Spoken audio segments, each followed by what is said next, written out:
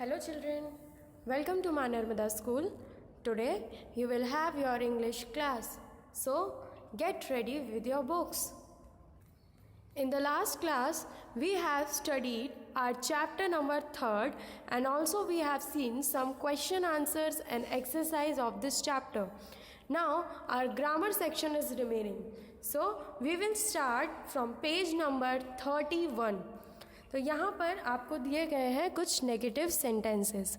Negative sentences वो sentence होते हैं जो किसी भी काम के बारे में नो मतलब नहीं का इंटेंशन जताते हैं।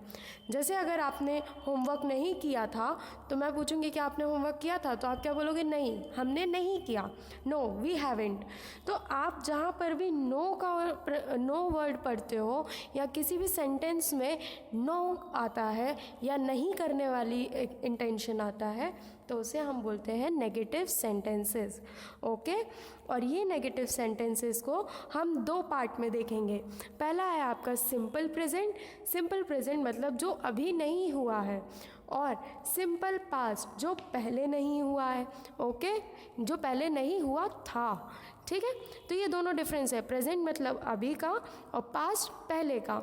Okay, so here two sentences are given. We will read the sentence and we can understand by these sentences how negative sentence are written. I don't know about that. मुझे उसके बारे में नहीं पता। सो यहाँ पे डोंट आ रहा है। डोंट को अगर आप फुल फॉर्म में लिखते हो तो कैसा होता है? Do not. तो जहाँ भी नो और नॉट आते हैं तो वो हमारे क्या हो जाते हैं? नेगेटिव सेंटेंस हो जाते हैं। Then we are having Neeraj did not come in time on that day. तो नीरज उस दिन टाइम पर नहीं आया था। So again we are having did not. तो यहाँ भी नो का प्रोनाउंसिएशन हो रहा है। आप देख रहे हो, आई डोंट नो, मुझे नहीं पता, ये अभी की कंडीशन है, तो ये हमारा सिंपल प्रेजेंट हुआ। Same Neeraj did not come on time on that day, मतलब ये किसी पुराने दिन के बारे में बात हो रही है, पहले की बात हो रही है, तो वो क्या है? हमारा simple past. Okay, then these sentences are negative sentences. In the first sentence we referred a thing that does not happen in the present. तो पहले सेंटेंस में, जैसा कि मैंने आपको अभी समझाया, पहले सेंटेंस में आपको साफ साफ दिख रहा है कि ये चीज़ अभी भी प्रेजेंट में नहीं हुई है। ठीक है, डोंट नो मतलब अभी तक नहीं पता है। In the second sentence, we refer to a thing that will not happen in the past. और second sentence में हम ऐसी चीज़ के बारे में बात कर रहे हैं जो पहले भी नहीं हुई, मतलब कि यहाँ पर did not आएगा और यहाँ पे क्या आएगा? don't. Okay? The most important point to remember is that with do not or does not we use first form. तो याद रखिएगा, do not और does not के साथ हमेशा हम अपने verb की first form use करते हैं। आपने verb की forms पढ़ी होंगी, जैसे write, wrote, written, cut, है ना, eat, ate, eaten। तो ये क्या थे? हमारे वर्ब के फॉर्म्स थे। तो सिंपल प्रेजेंट और सिंपल प्रेजेंट टेंस के साथ हम हमेशा अपने वर्ब की फर्स्ट फॉर्म यूज़ करते हैं। Then we do not add S और ई एस, और इनके साथ आप एस और ई एस को यूज़ नहीं करेंगे। Okay, then verb even if the subject is singular, तो आपका सिंगुलर हो सब्जेक्ट या प्लूरल हो, आप अपने वर्ब की फर्स्ट फॉर्म यूज़ करेंगे एंड उसके साथ एस और ई एस का यूज़ नहीं करोगे। Okay, now the second rule is for simple past tense. In simple past tense with did not we use the first form and the simple present form of the verb. तो past tense के साथ आप did not use करेंगे और verb की आप first form का ही use करेंगे। ओके, now अब आई होप आपको ये समझ आ गया होगा। अब हम कुछ एक्सरसाइज सॉल्व करेंगे जिससे आप इसको और अच्छे से समझ जाएंगे। Okay,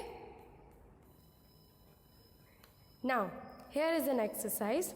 change the following into negative sentences.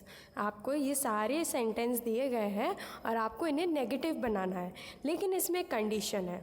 Use an adverb of time like yesterday and last week. आपको यस्टरडे और लास्ट वीक ऐड करना है। तो यहाँ से तो आप समझ गए होंगे कि आपको क्या बनाना है, पास्ट वाले टेंसेस बनाने हैं, वो भी negative. Okay, so your first one is they eat rice every day. वो हर दिन चावल खाते हैं। तो आप इसको नेगेटिव सेंटेंस कैसे बनाएंगे कि वो हर दिन चावल नहीं खाते हैं? तो कैसे लिखोगे? दे does not eat rice every day. यहाँ पे प्लेस कम थी इसलिए मैंने नीचे लिख दिया है, they does not eat rice every day. Second one is I know Neeraj very well. तो उसके लिए आप क्या बनाएंगे? I don't know Neeraj. Okay, then she sometimes dance well. तो she did not dance well yesterday. इधर बोला था आपको येस्टरडे यूज़ करने के लिए, इसलिए मैंने यहाँ पे येस्टरडे ऐड किया है। Our team wins every match. तो ये क्या हो जाएगा? Our team did not win last week. हमारी टीम लास्ट वीक जीती नहीं थी। I met him in the park. मैं उससे पार्क में मिला था। तो इसका उल्टा क्या हो जाएगा? I did not meet him in the park last week. मैं लास्ट वीक उससे पार्क में नहीं मिला था। Next we are having he speaks English. तो वो क्या हो जाएगा? He does not speaks English yesterday. Okay, so here our grammar section is also completed. Listening and writing section we will not do. Now we will read the poem number 4, Ice Cream Man. Okay, तो आपको ये poem आज हम पढ़ाएंगे। इससे पहले आपके लिए एक एक्टिविटी दी गई है। यहाँ पर कुछ पिक्चर्स हैं जो अलग अलग सीज़न को शो कर रही है। जैसे यहाँ पर सीज़न है, बर्फ़ गिर रही है, यहाँ पर बहुत सारे फूल खिले हैं, यहाँ पे सारे फूल झड़ गए हैं, और यहाँ पे बहुत तेज़ धूप पड़ रही है, सन निकल रहा है। तो आपको इन सीजन्स को पहचानना है और नीचे उनकी स्पेलिंग के साथ मैच करना है। Okay, this you will do by yourself. Now we will start reading of this chapter which is the poem ice cream man.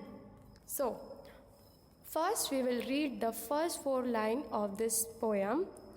When summer's in the city and the bricks ablaze of heat, the ice cream man with his little cart goes thundering down the street. फिर से read करते हैं। When summer's in the city and bricks ablaze of heat, the ice cream man with his little cart goes thundering down the street. तो इसमें poet बोलते हैं कि जब बहुत ज़्यादा सिटी में गर्मी पड़ती है, समर का सीज़न होता है, तो ऐसा लगता है bricks a blaze of heat, मतलब कि ईंटों को किसी भट्टी में रख दिया है गरम करने के लिए, है ना, इतना ज़्यादा गरम लगता है। The ice cream man with his little cart. और उस टाइम आइसक्रीम मैन अपने छोटे से ठेले को लेकर आता है। Goes trundling down the street. Trundling का मतलब होता है एक बोर्ड को चक्के पे ले जाता है। Okay, beneath his round umbrella, oh what a joyful sight to see him fill the cone with molds of cooling brown and white. तो यहाँ पर पोएट बोलते हैं कि आइसक्रीम मैन के कार्ट के ऊपर जो अम्ब्रेला है उसके नीचे आइसक्रीम के पूरे कार्ट को देख के बहुत अच्छा दिखता है। और जब आइसक्रीम मैन कोन के अंदर आइसक्रीम भरता है अलग अलग कलर्स वाली, तो वो देखकर तो बहुत प्यारा लगता है।